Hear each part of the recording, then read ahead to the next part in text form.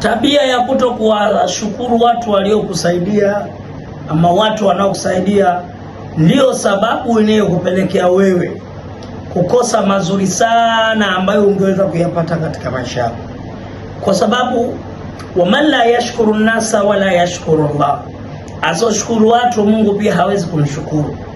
Na kwa sababu huwezi kumshukuru Mwenyezi Mungu katika neema anayokujalia, maana hutoweza kumuona Mwenyezi Mungu kwa macho, hutoweza kumuona Mwenyezi Mungu ameshuka kuja kukupa msaada, ila Mungu huwatumia watu ili waweze kukusaidia.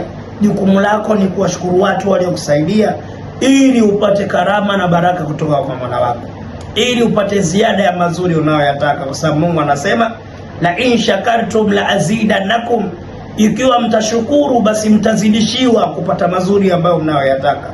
Wewe unataka mafanikio zaidi, wewe unataka mazuri zaidi, unataka watu waendelee kukusaidia, basi jifunze kushukuru, hata kama ikiwa ni katika msaada mdogo kabisa ambao wamekupatia, kwa sababu desturi ya kushukuru sio utumwa, bali shukurani ni katika maelekezo ya Mwenyezi Mungu Subhanahu wa Ta'ala.